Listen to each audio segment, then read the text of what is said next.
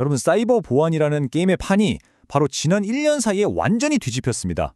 2025년을 앞둔 지금 우리가 알던 공격과 방어의 규칙은 글쎄요, 이제 더 이상 통하지 않아요. 완전히 새로운 전쟁이 시작된 겁니다. 자, 그럼 이 이야기의 근거가 뭐냐고요? 바로 세계적인 사이버 보안 기업이죠. 체크포인트 리서치가 매년 발표하는 사이버 보안 현황 보고서입니다.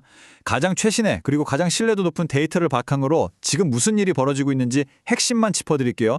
그러니까 2024년에 있었던 대형 사이버 공격들을 보면요. 이게 그냥 규모만 커진 게 아니에요. 아예 종류가 달라졌다는 거죠. 공격자들이 더 교활하고 더 전력적으로 움직이기 시작했어요. 말 그대로 새로운 플레이북이 지금 쓰여지고 있는 겁니다. 자, 그래서 오늘 우리가 함께 파헤쳐볼 새로운 규칙들은 이겁니다. 먼저, 랜섬웨어가 어떻게 진화했는지, 그리고 왜 우리 집이 공격의 새로운 관문이 되었는지, 또 보이지 않는 허위정보 전쟁의 실체는 무엇인지, 마지막으로 이 모든 걸 종합해서 우리가 꼭 기억해야 할 새로운 규칙까지 하나씩 명확하게 짚어보겠습니다. 자, 첫 번째 변화부터 시작해보죠. 사이버 범죄의 플레이북에서 아마 가장 극적인 변화일 겁니다. 바로 랜섬웨어의 진화입니다. 이게 정말 소름 돋는 변화인데요. 생각해보세요. 예전 랜섬웨어는 그냥 파일을 잠그고 돈 내면 풀어줄게 하는 수준이었잖아요. 근데 이젠 그게 아니에요. 아예 데이터를 통째로 훔쳐가서 내 비밀 우리가 다 갖고 있어. 돈 안 주면 세상에 다 뿌려버릴 거야 라고 협박하는 거죠. 훨씬 악랄하고 치명적인 방식입니다. 전문가들은 이 새로운 공격 방식을 이렇게 부릅니다. 바로 데이터 유출 갈취, 영어로는 DXXF, 즉 데이터 엑스필터레이션 엑스토션이라고 하죠. 이제 공격의 핵심은 파일을 잠그는 암호화가 아니라 데이터를 빼돌려서 공개하겠다고 협박하는 갈취가 된 겁니다. 8억 7,200만 달러, 우리나라 돈으로 1조 원이 훌쩍 넘는 돈이죠. 이 어마어마한 숫자가 대체 뭘 의미하는 걸까요? 이게 바로 단 한 번의 공격이 남긴 피해액입니다. 네, 이게 바로 미국 최대 건강보험사의 자회사인 체인지 헬스케어가 단 1분기 동안 입은 피해액입니다. 이 공격 하나 때문에 미국 전역의 병원 진료비 청구나 약국 처방전 시스템이 마비됐어요. 말 그대로 국가 필수 인프라가 멈춰서는 재앙이 벌어진 거죠. 아니, 근데 범죄자들은 왜 굳이 이렇게 방식을 바꿨을까요? 간단합니다. 돈이 되니까요. 데이터를 보면 확실해요. 그냥 파일을 잠갔을 때 기업이 돈을 줄 확률은 32%인데 데이터를 공개하겠다고 협박하니까 그 확률이 35%로 올라갔습니다. 범죄자들 입장에선 이게 훨씬 더 확실한 비즈니스 모델이 된 거죠. 자, 그럼 두 번째 변화로 넘어가 볼까요? 이제 기업의 단단했던 보안벽은 의미가 없어졌습니다. 공격은 바로 우리 집, 내 방에서부터 시작됩니다. 플러스 58%. 2024년 단 한 해 동안에요. 사용자 정보를 빼돌리는 악성 코드, 우리가 인포스틸러라고 부르는 것에 감염 시도가 이렇게나 폭증했습니다. 정말 엄청난 수치죠. 대체 왜 이런 일이 벌어지는 걸까요?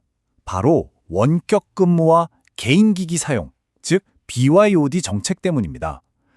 회사와 집의 경계, 업무와 사생활의 경계가 흐릿해지면서 해커들은 굳이 뚫기 어려운 회사 서버를 노릴 필요가 없어진 거예요.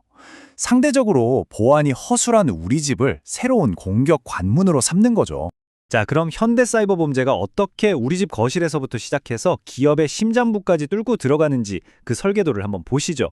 먼저 여러분의 개인 노트북이 인포스틸러에 감염됩니다.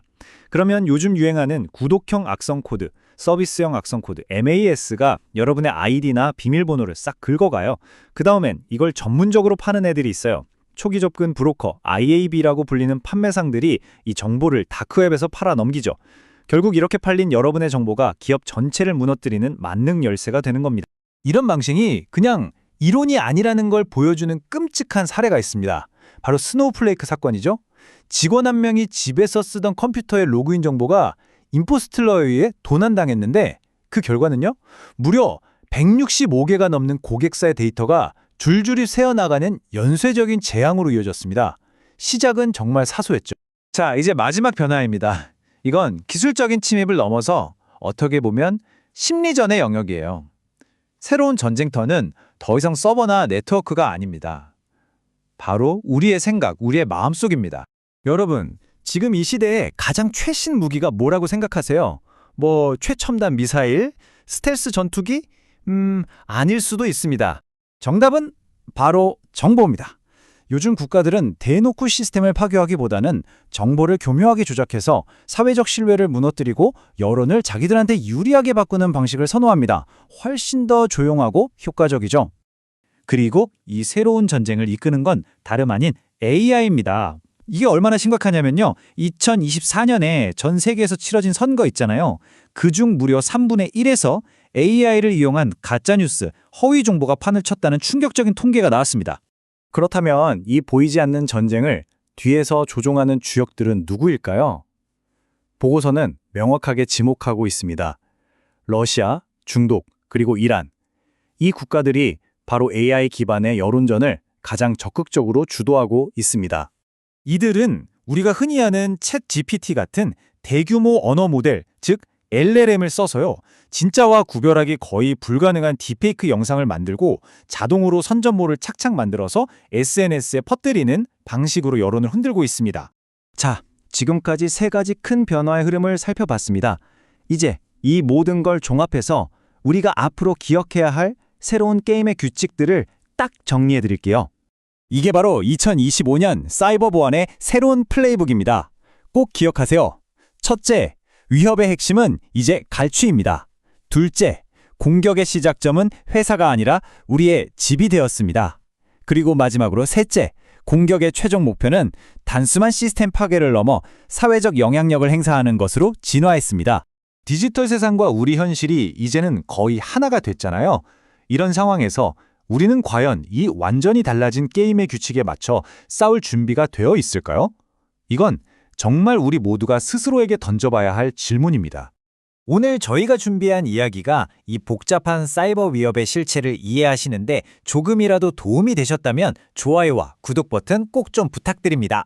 저희가 계속해서 깊이 있는 분석을 만드는데 정말 큰 힘이 되거든요. 감사합니다.